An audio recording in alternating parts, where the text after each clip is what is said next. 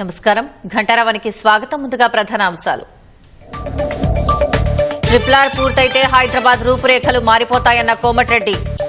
అధికారులపై దాడులు చేయించి అభివృద్ధిని అడ్డుకోవద్దని మంత్రి విజ్ఞప్తి. తాగునీటి సరఫరాలో ఎలాంటి సంక్షోభం లేదన్న మంత్రి సీతక్క. ఆటంకం ఏర్పడితే ప్రత్యామ్నాయం ఏర్పాటు చేస్తామని వెల్లడి.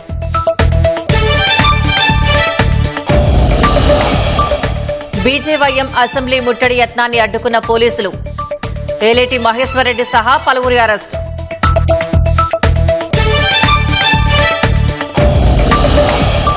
పోలీసుల అదుపులోకి డీకే అరుణ ఇంట్లో చొరబడిన వ్యక్తి. నిందితుడు ఢిల్లీకి చెందిన అక్రమ్గా గుర్తింపు.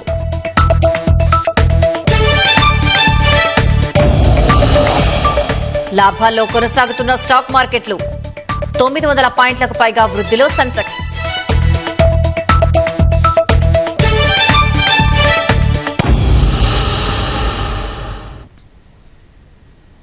దాదాపు 9 నెలలుగా అంతరిక్ష కేంద్రంలో చిక్కుకుపోయిన భారత సంతతికి చెందిన సునీత విలియమ్స్, మరో వ్యోమగామి బుచ్ విల్మోర్ రేపు ఉదయం భూమి మీదకు తిరిగి రానున్నారు. వారి తిరుగు ప్రయాణానికి సంబంధించిన ప్రక్రియ మొదలైంది. అంతరిక్ష కేంద్రానికి వెళ్లిన స్పేస్ ఎక్స్ క్రూ డ్రాగన్లోకి వ్యోమగాములు అడుగుపెట్టారు. హ్యాచ్ మూసివేత ప్రక్రియ ప్రారంభమైనట్లు అమెరికా అంతరిక్ష కేంద్రం నాసా వెల్లడించింది.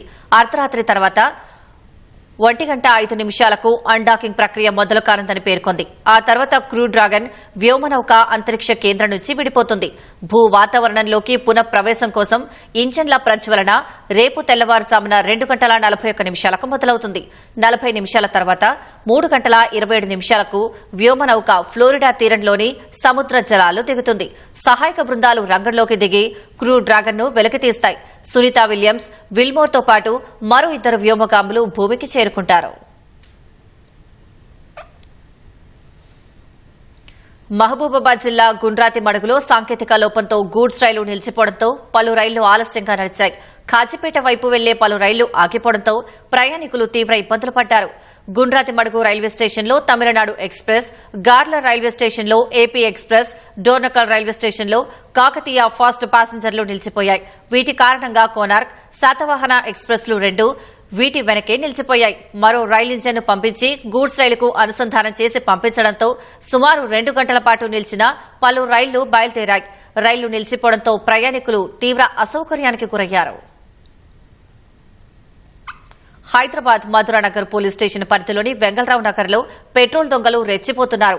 కాలనీలో రాత్రి వేళలో ఇంటి ముందు పార్కింగ్ చేసిన బైకుల నుంచి పెట్రోల్ ను దుండగులు అపహరిస్తున్నారు. అర్ధరాత్రి ద్విచక్ర వాహనాలపై వచ్చిన యువకులు వాహనాలలోని పెట్రోల్ ను పైపులతో బాటిళ్లలో నింపుకుని వెళ్తున్నారు. సీసీ కెమెరాలో దృశ్యాలు రికార్డు కాగా దొంగలను గుర్తించి పట్టుకోవాలని స్థానికులు పోలీసులను కోరుతున్నారు. రాత్రి వేళలో పెట్రోలింగ్ పెంచాలని ప్రజలు డిమాండ్ చేస్తున్నారు.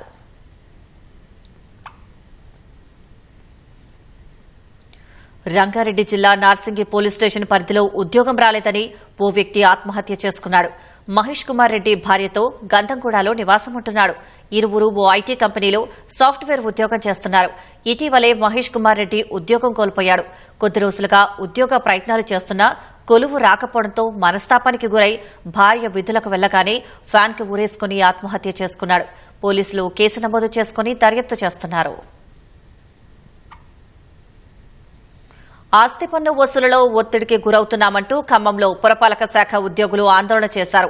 ఇంటి పన్ను వసూలు చేసే ఆర్ఐలు, బిల్ కలెక్టర్లు తమకు ఇచ్చిన యంత్రాలను పక్కన పెట్టి నిరసన చేశారు. లక్ష్యాలను చేరుకుని బిల్ కలెక్టర్లకు వేతనాల్లో కోత విధిస్తామని ఉన్నతాధికారుల నుంచి సమాచారం రావడంతో నిరసన తెలిపారు. విషయం తెలుసుకున్న సహాయ కమిషనర్ షఫీ వారితో చర్చించి సమస్యను కమిషనర్ దృష్టికి తీసుకువెళ్తారని హామీ ఇవ్వడంతో ఆందోళన విరమించారు.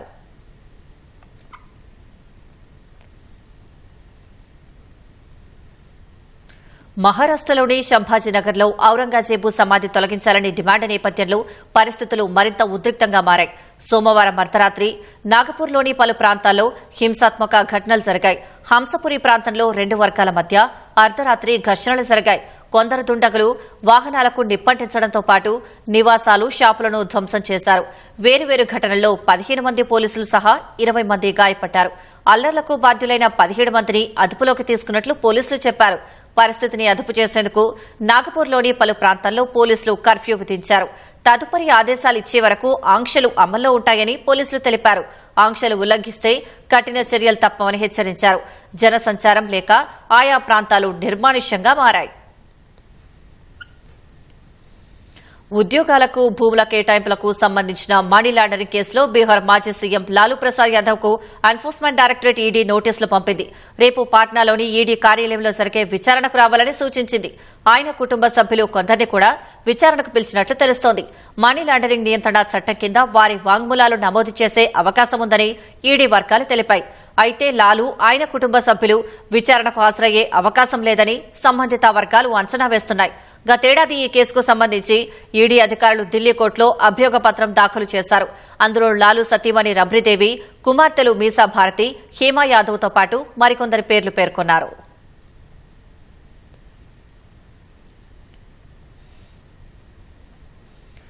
శాసనమండలిలో మంత్రి పొన్నం ప్రభాకర్ మాట్లాడుతున్నారు. ప్రత్యక్ష ప్రసారం ద్వారా చూద్దాం. తెలంగాణ చరిత్రలో బలహీన వర్గాలకు సంబంధించి ఒక పెద్ద ఆశాజనకమైనటువంటి ఒక ప్రతిపాదన వచ్చినటువంటి సందర్భం లోపల ఆ ప్రతిపాదన చేసే అవకాశం నాకు వచ్చింది.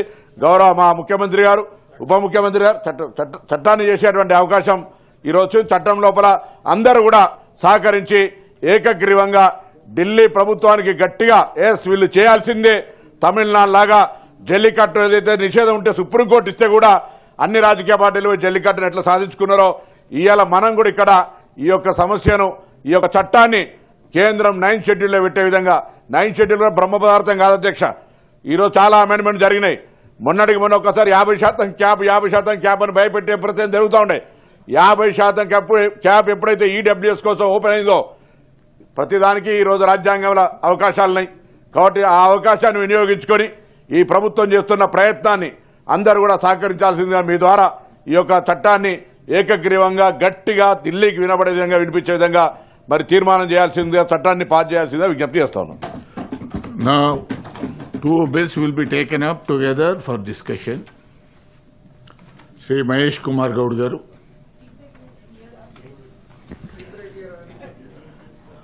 బీసీ బిల్లు అయ్యాక అందరం సంతోషంగా టీ బ్రేక్ చేసుకుందాం. అధ్యక్ష, తర్వాత లంచ్ బ్రేక్ ఇద్దాం. ధన్యవాదములు. నేను ఇవాళ ఇస్తే మంత్రులు ఉండలేరు. బీసీలకి 42% చట్టబద్ధత కల్పిస్తూ ప్రవేశపెట్టినటువంటి బిల్లుని నేను పరిపూర్ణంగా స్వాగతిస్తా ఉన్నాను. అధ్యక్ష, మిత్రులు మంత్రివర్యులు పొన్నం ప్రభాకర్ గారిని నేను ఈ సందర్భంగా మనస్ఫూర్తిగా అభినందిస్తా ఉన్నాను. జీవితంలో ఒక గొప్ప అవకాశం పొన్నం ప్రభాకర్ గారికి వచ్చింది. తెలంగాణ రాష్ట్రం ఉన్నంత వరకు చరిత్రలో పొన్నం ప్రభాకర్ గారు నిలిచిపోతారు.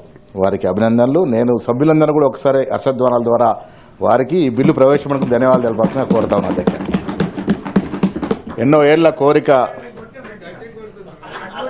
వినబడాలి, గట్టిగా వినబడాలి.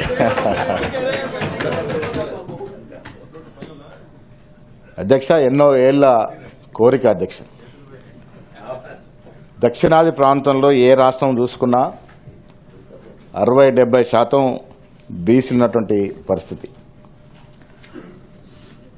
దక్షిణాది రాష్ట్రాలు పైకి ఉన్నటువంటి మహారాష్ట్ర, గోవల రాజ్యాధికారం కూడా బీసీ చేతిలోకి వచ్చింది. బీసీ ముఖ్యమంత్రులు అయినటువంటి సందర్భాలు. ఇలా ఆంధ్రప్రదేశ్లో ఆనాడు అంజయ్ గారు ముఖ్యమంత్రి అయినా బీసీ బిడ్డగా చెప్పుకున్నా అది తర్వాత అది పలసన పడింది. అధ్యక్ష, వెనుకబడ్డ తరగతులు, వారి వృత్తులు, వారి కష్టం లేనిదే సమాజం ముందుకు నడవట్లేదు. వెనుకబడ్డ తరగతులు ఆనాడు స్వాతంత్రం వచ్చిన తర్వాత రాజ్యాంగపరంగా ఎస్సీ ఎస్టీలకి రిజర్వేషన్ వచ్చినప్పటికి కూడా ఆనాడు అంబేద్కర్ గారు బీసీల విషయంలో అధ్యయనం చేసి ఆలోచన చేసినప్పటికి కూడా రాష్ట్రాల వారినే రిజర్వేషన్ ఇస్తూ పోయినారు తప్ప కేంద్రం రాజ్యాంగపరంగా రిజర్వేషన్ రాలే. వీళ్ళ గొప్ప విషయం అధ్యక్ష, రాహుల్ గాంధీ గారు పార్లమెంటు ప్రతిపక్ష నాయకుడిగా భారత్ జోడో యాత్ర చేస్తున్న సందర్భంలో వారిని తిరిగిన ప్రదేశాలు. భారత్ జోడో యాత్ర అంటే ఊరికే పాదయాత్ర చేయలేదు అధ్యక్ష. ఈ దేశాన్ని సమూలంగా చదవగలిగినాడు. భౌగోళికంగా, సామాజిక పరంగా అన్ని విషయాలు రాహుల్ గాంధీ గారు చదవగలిగినారు. ఆ యాత్రలో వారికి వచ్చినటువంటి వినతులు, వారికి వచ్చినటువంటి సమాలోచనలు, వారికి కొన్ని చూసిన సందర్భాలు, ఆక్రందనలు, ఆక్రోశాలు, ఇవన్నీ కూడా దృష్టిలో పెట్టుకొని యాత్ర ముగిసే సమయానికి ఈ దేశంలో ఎవరు ఏ జనాభా ఎంత నిష్పత్తి ప్రకారం ఉంటే వారికి అన్ని ఫలాలు అందాలి అనే ఒక కృత నిర్ణయంతో ఈ నినాదాన్ని వారు చేతబూన్నారు అధ్యక్ష. నిజంగా కూడా వెనుకబడ్డ తరగతుల యొక్క, ఈ దేశంలో ఉన్న వెనుకబడ్డ తరగతుల యొక్క జాతులకు అదృష్టం. ప్రతిపక్ష నేతగా రాహుల్ గాంధీ గారు ఈ నినాదాన్ని చేతబూనుకొని పదే పదే ఇక్కడికి వెళ్ళినా ఈ నినాదాన్ని వారు ప్రాచుర్యంలోకి తీసుకొచ్చిన సందర్భం. రాహుల్ గాంధీ గారి నినాదాన్ని తూచా తప్పకుండా ఒక గొప్ప విషయం ఏంటంటే, ఈ రాష్ట్రంలో ఇప్పుడు రేవంత్ రెడ్డి గారు ముఖ్యమంత్రిగా ఉన్నారు. ఒక అగ్రవర్ణానికి చెందినటువంటి ముఖ్యమంత్రి రేవంత్ రెడ్డి గారు బీసీ కులగణన చేయడం అనేది ఒక గొప్ప విషయం అధ్యక్ష. ఆయన రెడ్డి సామాజిక వర్గం చెందిన వ్యక్తి. ఎంత ఒత్తిళ్లు, ఎంత ప్రెషర్లు వచ్చినా రాహుల్ గాంధీ గారి యొక్క ఆశయాన్ని, ఆయన ఆకాంక్షలు నెరవేర్చాలనే ఒక ఉద్దేశంతో ఎక్కడ కూడా ఆలస్యం చేయకుండా కుల సర్వేకి ఆదేశించడం చాలా సూక్ష్మంగా. లోక్సభలో ప్రధాని మోదీ మాట్లాడుతున్నారు. ప్రత్యక్ష ప్రసార ద్వారా చూద్దాం. मैं मॉरिशस में था. मैं त्रिवेणी से, प्रयागराज से महाकुंभ के समय का पावन जल लेकर गया था. जब उस पवित्र जल को मॉरिशस के गंगा तालाब में अर्पित किया गया तो वहां जो श्रद्धा का, आस्था का, उत्सव का माहौल था वो देखते ही बनता था. ये दिखाता है कि आज हमारी परंपरा, हमारी संस्कृति, हमारे संस्कारों को आत्मसात करने की, उन्हें सेलिब्रेट करने की भावना कितनी प्रबल हो रही है. अध्यक्ष जी, मैं ये भी देख रहा हूं कि पीढ़ी दर पीढ़ी हमारे संस्कारों के आगे बढ़ने का जो क्रम है वो भी कितनी सहजता से आगे बढ़ रहा है. आप देखिए, जो हमारी मॉडर्न युवा पीढ़ी है ये कितने श्रद्धा भाव से महाकुंभ से जुड़े रहे, दूसरे उत्सवों से जुड़े रहे हैं. आज भारत का युवा अपनी परंपरा, अपनी आस्था, अपनी श्रद्धा को गर्व के साथ अपना रहा है.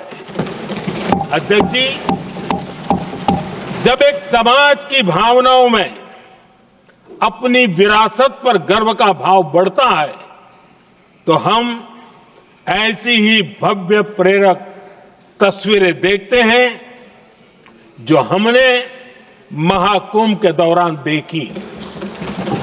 इससे आपसी भाईचारा बढ़ता है और ये आत्मविश्वास बढ़ता है कि एक देश के रूप में हम बड़े लक्ष्यों को प्राप्त कर सकते हैं.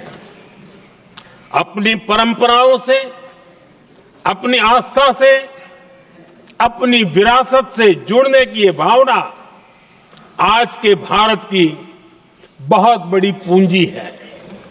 अध्यक्ष जी, महाकुंभ से अनेक अमृत निकले हैं. एकता का अमृत इसका बहुत पवित्र प्रसाद है. महाकुंभ ऐसा आयोजन रहा जिसमें देश के हर क्षेत्र से, हर एक कोने से आए लोग एक हो गए. लोग अहम त्याग कर वयम के भाव से, मैं नहीं हम की भावना से प्रयागराज में जुटे. अलग अलग राज्यों से लोग आकर पवित्र त्रिवेणी का हिस्सा बने। जब अलग अलग क्षेत्रों से आए करोड़ों करोड़ों लोग राष्ट्रीयता के भाव को मजबूती देते हैं तो देश की एकता बढ़ती है। जब अलग अलग भाषा बोलियां बोलने वाले लोग संगम तट पर हर हर गंगे का उद्घोष करते हैं तो एक भारत श्रेष्ठ भारत की झलक दिखती है, एकता की भावना बढ़ती है। महाकुंभ में हमने देखा है कि वहां छोटे बड़े का कोई भेद नहीं था। ये भारत का बहुत बड़ा सामर्थ्य है। ये दिखाता है कि एकता का अद्भुत तत्व हमारे भीतर रचा बसा हुआ है। हमारी एकता का सामर्थ्य इतना है कि वो भेदने के सारे प्रयासों को भी भेद देता है। एकता की यही भावना भारतीयों का बहुत बड़ा सौभाग्य है। आज पूरे विश्व में जो बिखराव की स्थितियां हैं, उस दौर में एकजुटता का ये विराट प्रदर्शन हमारी बहुत बड़ी ताकत है। अनेकता में एकता भारत की विशेषता है, ये हम हमेशा कहते आए हैं, ये हमने हमेशा महसूस किया है और इसी के विराट रूप का अनुभव हमने प्रयागराज महाकुंभ में किया है।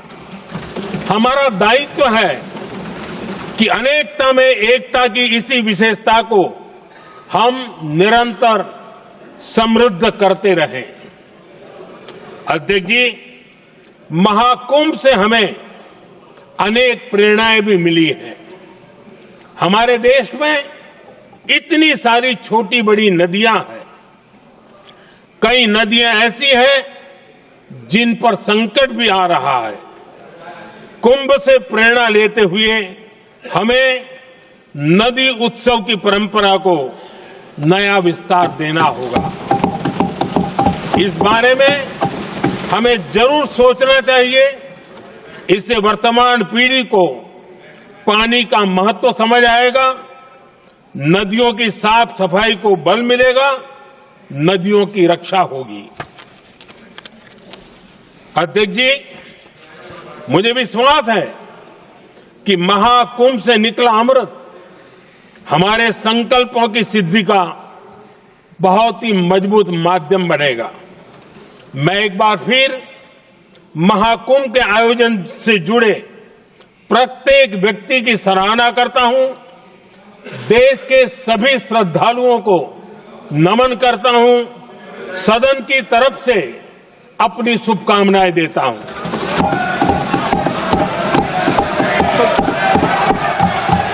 नियम 372 एक मिनट, नियम 372 के तहत आप विद्वान माननीय सदस्य विषय उठा रहे थे ना, इसलिए मैं बोल रहा हूं, आप नियम पढ़ लिया करें। हर विषय सदन नियमों से चलता है। 372 के अंदर ये नियम है कि माननीय मंत्री जी या प्रधानमंत्री स्वेच्छा से स्टेटमेंट देते हैं और उसमें यह भी नियम है कि माननीय मंत्री जी और प्रधानमंत्री जी स्टेटमेंट के बाद कोई सवाल नहीं होता है। श्री प्रताप सारंगी।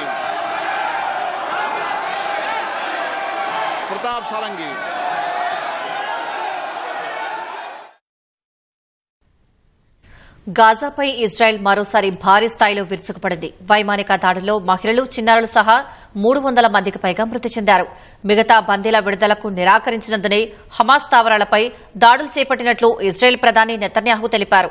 మరోవైపు దాడుల గురించి ఇజ్రాయెల్ తమకు సమాచారం ఇచ్చినట్లు అమెరికా ప్రకటించింది.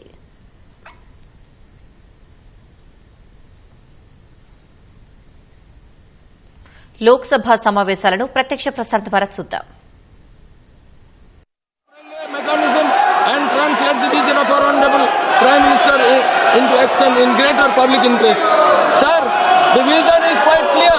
50 Namo Bharat trains, 100 Amrit Bharat trains, 200 Vande Bharat trains, 7.45 billion passengers. and special train services.